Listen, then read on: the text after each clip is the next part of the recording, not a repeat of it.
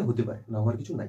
কিন্তু গ্রাম সাইডে এইটাই আমাদের মানে লিয়া খুবই চাপের। ঠিক আছে, কেউ এখন এগুলো জানেনি। আমরা যদি কাউকে যাই বলি যে একজন মহিলা, ইয়ার মহিলার প্রতি আকর্ষণ আছে, মানে এই ছেলেকে ভালো লাগেনি, তার মহিলাকেই ভালো লাগে, তাহলে আমাদের গ্রাম সাইড বলবে এটা কোনো এটা রোগ।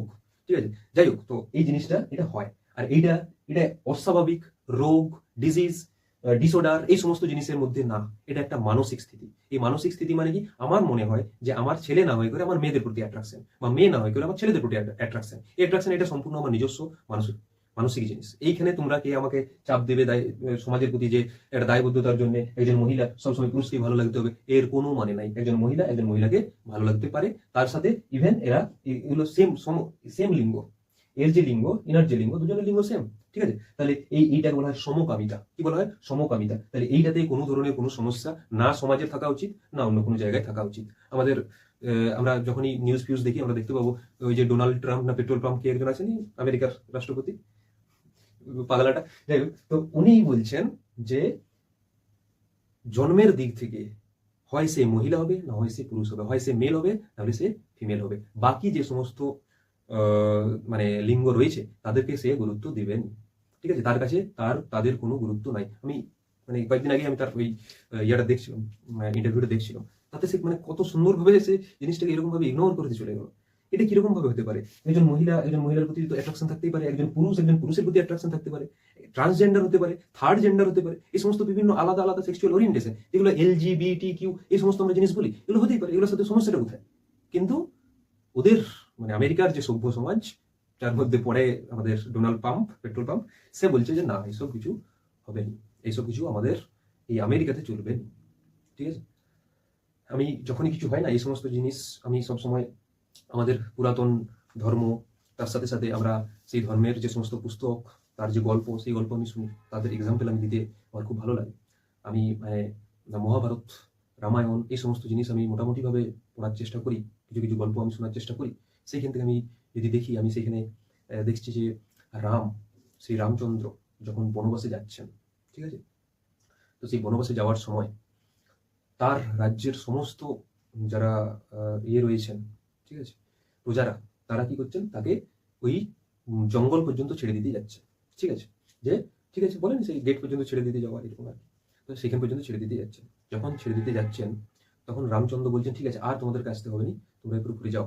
ঠিক আছে, তখন প্রজারা যত প্রজা রয়েছে তারা সবাই বলছে যে কেন আমরাও যাবো, আমরা রাজা যদি যায় তাহলে রাজার সাথে সাথে প্রজারাও সেইখানেই যাওয়াটা দরকার, যাওয়ার প্রয়োজন রয়েছে। তখন রামচন্দ্র বলছেন না, এই পাপ আমার, এই দোষ আমার, তাহলে আমাকেই এর শাস্তি ভোগ করতে দাও। যত পুরুষ মহিলা, যত বুড়ো বাচ্চা যত আছো, সবাই কিন্তু তোমরা নিজেদের জায়গায় ফিরে যাও। আমরা আবার 12 বছর বা 13 বছর যে বনবাস জীবন, সেটা অতিক্রম করে আমরা আবার ফিরে আসবো।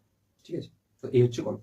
এরপর যখন 12 বছর বনবাস অতিক্রম করার পর তিনি যখন ফিরে আসছেন, তখন দেখছেন যে জায়গাতে সবাই এসে একসাথে উপস্থিত হয়েছিলেন, সেই জায়গাতে কয়েকজন কিন্নর, যেটাকে তৎকালীন ভাষায় আমরা বলতে পারি বৃহন্নলা, বা এখনকার ভাষায় আমরা বলি হিজড়া, বা ছক্কা, এই সমস্ত আলাদা আলাদা ল্যাঙ্গুয়েজে আমরা তাদেরকে বলি, তারা কিন্তু এখানে উপস্থিত ছিলেন।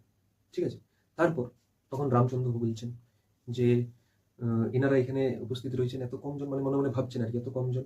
ঠিক আছে, তখন আস্তে আস্তে দেখছেন যে সমস্ত প্রজারা তাকে সাদরে বরণ করার জন্য আসছেন, এবং তাকে রামচন্দ্রকে বলছেন যে এনারা এইখানে আপনি যে সময়ে বনবাসের জন্য গিয়েছিলেন, সেই সময় থেকেই তারা কিন্তু এইখানেই রয়েছেন। তার কারণ হচ্ছে যে আপনি তখন বলেছিলেন যে সমস্ত পুরুষ মহিলা বৃদ্ধ বাচ্চা সবাই নিজেদের জায়গায় ফিরে যাও, আপনি তো এদের নামই করেননি। তখন শ্রী রামচন্দ্র বলছেন যে সত্যি এটা আমার অনেক বড় ভুল হয়েছে। তো রামচন্দ্র তখন তাদেরকে আশীর্বাদ দিয়ে বলছেন যে তোমরা যেখানেই যাবে, ঠিক আছে, সব সেই জায়গাতেই কিন্তু সব মঙ্গল কাজ হবে। ঠিক আছে, তোমাদের আশীর্বাদ যার উপরে পড়বে, সে কিন্তু খুব সুন্দরভাবে জীবনযাপন করবে, তার জীবনে সমস্ত কল্যাণ হবে। ঠিক আছে, তাহলে এই হচ্ছে আমাদের পুরানো, আজ থেকে প্রায় 5.5 লক্ষ বছর আগের গল্প। আর এই পেট্রোল পাম্প সে বলছে যে না, হয় সে মহিলা হবে, না হলে সে পুরুষ হবে, এর বাইরে আর কোনো কিছু হয়নি। তাহলে LGBTQAI++, এই এত এত আলাদা ওরিয়েন্টেশনের মানেটা কি? তাহলে এগুলো কি আদৌ হয় না হয়নি, নাকি সবাইকার মানসিক সমস্যা এগুলো?